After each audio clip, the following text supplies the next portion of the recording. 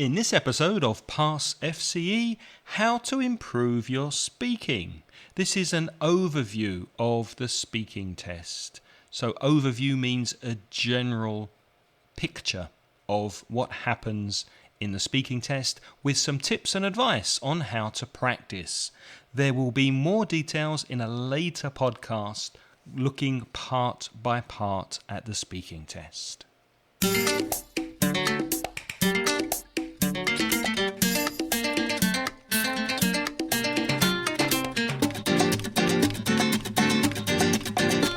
Welcome to PassFCE, a Mansion English podcast specifically created to help you pass the Cambridge First Certificate in English exam. I'm Craig. I'm a teacher at the British Council in Valencia, Spain, and a Cambridge oral examiner, which means I've examined many students in over 20 years of teaching. So, how can we improve your speaking? Perhaps for many students, the easiest part of the exam to pass is the speaking, but it is the part that worries and stresses most students. You think, speaking, my English is terrible, I'm never going to pass. That's not true. I think you should worry more about the grammar and use of English and perhaps the writing papers than the speaking. If you're going to regular English classes, then you should be getting speaking practice in class. If you're not, speak to your teacher. I'll be speaking a little later about how to practice, but first, what happens in the speaking exam? Well, there are 4 parts, and the speaking exam lasts about 14 minutes in total. Part 1 is about 2 minutes, Part 2, 4 minutes, Part 3, 4 minutes, and Part 4, 4 minutes. Now, Part 1 are the introductions and answering questions on personal information. So the examiner will ask you your name, where you're from, and then a few questions about perhaps your family, where you live, your job, maybe your studies, hobbies, holidays, future plans, etc. Very general questions, and this is only for 2 minutes. In part 2, you are given some photos and you speak for 1 minute each. And then you make a comment for about 30 seconds after your partner has spoken. Let me repeat that. You receive 2 photographs and you compare them and you speak for 1 minute. When you finish, your partner comments for 30 seconds on your photos, and then your partner gets different photos, and your partner speaks for 1 minute, and then you comment for about 30 seconds on your partner's photos.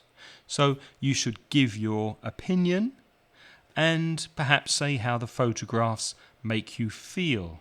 But the examiner will ask you a question related to the photographs. Then you move on to part 3, and in part 3 you speak together with your partner. This is a discussion and a decision-making task. So you should give your opinion, perhaps justify your opinion with reasons. You could make suggestions. You can agree or disagree with your partner. Speculate, perhaps, maybe, it could, it should, and evaluate and try to reach a decision with your partner through negotiating. In part 4, there is a discussion which expands and extends the topic from part 3. So the questions that you will be asked are connected to the subject in part 3. The examiner will ask you and your partner a few questions, and you continue and develop the theme from part 3. So give your opinion, speculate, and agree or disagree with the examiner and with your partner.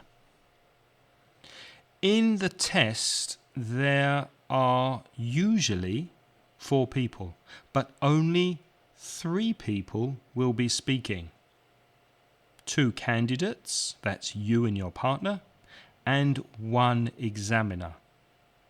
There will be another examiner in the room with you, but he or she is marking the test and listening to your English, so the second examiner does not speak.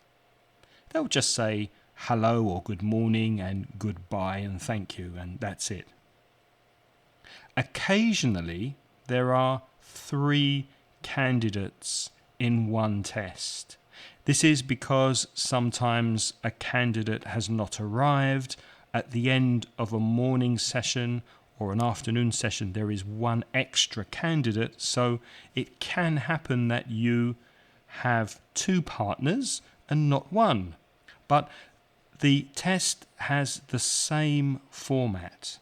The 4 parts are exactly the same, but the time is longer. So all of the test is about 21 minutes. Now, the speaking paper is worth 20% of the total exam. So if you get a bad mark in the speaking, you can still pass the FCE exam. Sometimes candidates are very, very nervous, they don't speak, and this can happen. It's not common, but it can happen. But you can still pass the exam. You do not lose marks if you ask the examiner to repeat a question. This shows good interactive communication skills. So you can say, "Excuse me, can you repeat that please?" Or, "I'm sorry, I didn't catch that." But if you ask too many times, you may lose marks for bad comprehension. So don't keep asking for repetition, but once or twice is okay. So you can practice 1 or 2 expressions asking for repetition. "Excuse me, can you repeat that please?" Or, "I'm sorry, I didn't catch that." Do not speak in your native language. If you have a question, if you need clarification, if you didn't understand, ask in English. If you can't think of a word for something, describe it in easy English. For example, you can't think of the word lift or elevator in American English. Just say the thing that takes you up and down. So just describe the word you can't think of in easy English, or try to find a different way to talk about it or explain it. So, how to practice? Let's speak about how to practice for the speaking. Well, the best way, as I said at the beginning, is to go to an academy where you will be practicing in class with the teacher and your classmates. But if you are not going to a language school or academy, you can get together with friends, people you work with, your workmates, and you can use material from the Cambridge website. If you go to cambridgeenglish.org, there are some resources, some exam papers you can use to practice English with your friends or colleagues. And I will put the link to that page in the show notes for episode 5 at inglespodcast.com. You could use a course book, because in the course books I've spoken about before, I think in lesson 3, there are pictures and exam questions that you can use for discussion. You could find a speaking partner online on the internet. There is a website called italki, which has a free and a paid version, so you can use it free, and I will put the link also in the show notes for that. And you can connect to somebody who is also studying for the FCE exam, and you can speak with them using Skype or another voice-based protocol for the internet. But the important thing is to speak, speak, speak. In future podcasts, we'll be looking at each part of the speaking test in detail, dissecting and examining the 4 separate parts of the exam, and I will be helping you with techniques and expressions that you can use in each part of the exam. But in the next episode, episode 6, the listening paper, an overview, a general picture, a general idea of what happens in the listening paper with some tips and advice on how to improve your listening. So thank you for listening.